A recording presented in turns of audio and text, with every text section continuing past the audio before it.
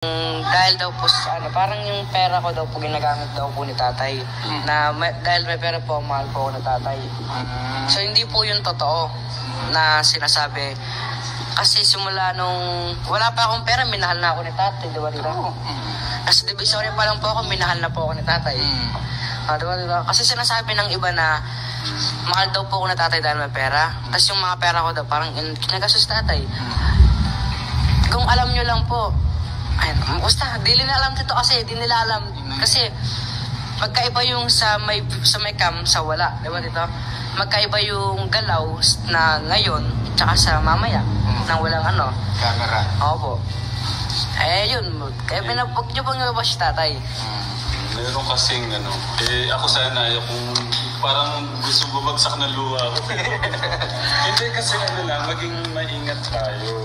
Kasi So worst comes worst, halimbawa, worst comes worst, talagang dumating sa point na hindi na yun mapapunta sa'yo, anong magiging pakiramdam mo doon kung sakasakali? Sa akin po, wala problema. Mabilis mabilis kong bumili ng mga gamit, pero iba pa rin yung effort. Siyempre yung effort na binalot po nila yun, pinadala nila yun, binigyan nila yung para sa iba pa rin yung pag nandun. Kumbaga, mapafeel mo pa rin sa isang tao na masasaktan siya kapag hindi mo siya pinakitaan na gano'n. Kunyari, kayo po, binigyan niyo po ako ng damit. Pinabayaan ko lang po, nilagay ko lang po dyan. Siyempre, ma-feel niyo po sa sad na, naman to, ba't parang wala siyang emotional intelligence. Hindi niya ma-feel yung Yan, kasi nakikita ko sa community nila, and then sa community ko din, may mga basher na sinayang mo daw yung ganong pagkakataon, opportunity, tapos sana daw, di ka daw nagkamali. So, nakita ko naman sa sagot mo kanina na ka naman wala no regret sa mo. Tapos nagkakamali sila ng akala na para bang minsan ginajudge ka pa na ito na yung itsura mo ngayon, tapos ito yung itsura mo dati, ginawa ka na daw dugyot. Pero nagkamali pala sila. Napatunayan ko na nagkamali sila kasi hindi, iba, si Dave talaga is kumbaga yung decision niya nanggaling sa puso niya, and then siguro pinag-isipan mo rin naman nag-isip ka rin naman ng maayos, and siguro pinagdasal mo rin yung decision mo bago ka umalis talaga, di ba? Yes. So, ito pa yung tanong ko.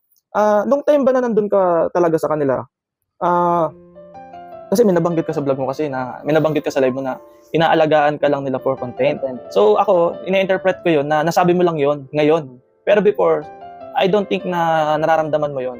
Yun yung interpretation ko doon. Ano ba talaga yung reality doon? Kasi sinabi mo na inaalagaan ka na kasi kino-content ka nila. Pero that time kasi nakikita ko na maalaga talaga sila, and then minamahal mo rin naman sila sa parent. Ano ba talaga yung reality doon? Ngayon mo lang siya na-found out, o before nung nandun ka pa, talagang you love each other naman? Anong reality doon? Sa akin po siguro, kaya nasabi ko po yun kasi totoo. Kasi totoo. Naramdaman mo, okay? Oo, kasi ganito ba yan parang sa aso. May ginagawa siya yung benefits, may ginagawa ang benefits sa kanya. Okay. Ang ginagawa niyang benefits sa'yo is binabantayan ka niya. Binabantayan niya yung bahay mo. Tapos? Ang ginagawa mo sa kanya benefits, pinapakain mo siya. Inalagaan. Pinapaligo mo. Same thing lang sa amin. Diba? Benefits po niya sa akin is inaalagaan niya ako, pinapaligo, pinapakain. Ang benefits ko po sa kanya is what? Gusto mong bigyan ng content. Nag-vlog together. Ganun po yung, kumbaga, parehas kami is mayroong benefits sa isa't isa. Okay. Hindi lang po yung ako meron, hindi lang po siya. Dalawa po kami meron. May impact kami parehas. Yes. So kumbaga, lahat, yung kabilang partido, saka ikaw, importante doon sa ginagampanan sa loob ng bahay. Okay, saka sa social media. Sa social media din. Ganun din yung, kumbaga, sige nga, kung hindi ako i-content, tingin niyo po ba, nasan ako? Okay. Sige po. Kung hindi niyo po i-vlog ngayon, since 2020, nasan po ako? Kung hindi niyo po i-vlog since 2020 hanggang ngayon, nasan po ako? Nasa kanila po ba ako? Oo. Diba? Nandun po ba sa kanila nun? Kung ba-vlog, syempre matik na i-vlog nila ako 2020. Sabihin, balik po tayo ng 2020. Binalag po nila ako, pinilit po akong sumama. Pinilit po ako, sumama po ako nun. So, the rest of that year is binablog nila ako. Pero ang tanong ko po sa inyo, kung wala na po ba ako doon, tingin niyo iba-content pa po ba nila? Hindi na. Di ba? So, ang benefits ng pagkasama natin is for content. Okay. Pinapakain niya po ako, pinapaligo niya po ako, pinapaaral niya po ako. Kahit pero basta ang goal ko lang po is yung bigyan sila ng maganda. Yun lang. So, in return, nakikipag-cooperate ka sa kanila? Nakikipag-cooperate din po. Kumbaga, syempre nandun pa rin po yung love. Di ba? Syempre, 5 years po yun Love po may feelings talaga? May love talaga. Wala nandun pa rin yung love. Syempre, father and son. Okay. Pero, kung parang feel ko po kasi na parang, for content lang ba? Goods lang po ba kami sa harap ng camera? Kasi may times po na gano'n na pagka nasa harap po kami ng camera, goods po kami. Okay. Pag walang camera? Pag walang camera, hindi na po kami nagpapansin. Tingin niyo po ba? So, nung time na nararamdaman mo yun, naiisip mo na yan, yung mga bagay na yan, na for content lang? Yes. Kasi, dapat kung ano yung pinapakita mo sa off, hindi papakita mo sa off. Di ba? Tama po ba? Oo, dapat. Kasi dapat, wala ko pala si Dave yung walang utang na loob. Ahas. Yung ahas. Hindi, totoo naman po talaga eh. Totoo naman po talaga. Kung gusto mo ng pera, sis, maninira ka ng tao. Kaya tuwing araw-araw nagigising ako, sino ba sila? Kaya kumbaga parang, di ba, paabante po yan ng 5 years. Eh ako nang patras na po ulit ako. Hanggang makalimutan ko sila ng tuluyan. Diretso ka. Sabi nga po nila, tingnan mo yung nasa likuran. Pero kung sila yung sa likuran ko, di na ako titingin. Hindi, totoo po. Bakit? Mama mo lang nasa likod mo, nakapapak mo. Yun ka po eh. Eh kung sila po yung nasa likuran ko, sabi ko, don't forget the past. Angat ako. Makikita ko sila sa likod ko. Ay, nabulag ako. Kasi nakala ko mo lang yung Ba't ako po titingin sa likod kung sila yung nasa likuran ko? Ay, yan ang sasabihin nila. eto, correction lang po. Sila pong sumira ng buhay ko. Yan nga. Di ba? Hanggang saan yung kakayanin mo? Di ba? Try natin sa YouTube, tanggalin nyo ako. Doon ko hinahamon kayo, natanggalin nyo yung pagmumukha ko sa YouTube nyo.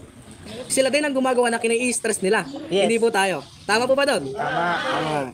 Kumaga, ang ginagawa nila, na-stress na ako, dapat bumalik ka na. Ano? Di ba? Ang laki daw ng stress na binigay mo sa tatay mo. Sabi mo Di po ako nagbigay. Sila ang nagbigay ng stress sa sarili nila. Kaya nga po, habang tumatanda ako, mas kinakalimutan ko sila eh. Kasi bakit? At nagsabi na po ako ng katotohanan, ayoko na po magtago. Habang nabubuhay ako araw-araw, mas kinakalimutan ko po sila. Ay, ito po pala yung pera ko. Buti na sa akin. Bango? Buti na sa akin na yung pera ko. Nahawakan mo na. Babakan ko na rin. Ang dakiramdam.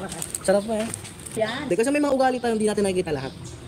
Ako may ugali po kung hindi nyo alam. Totoo po yun. Ako yung aminado ako. Aminado ako kung hindi talaga ako mabait. Kaya sa timeline ko siya ng ano. Ah, okay. Sumagot sa akin. Sarap, sarap,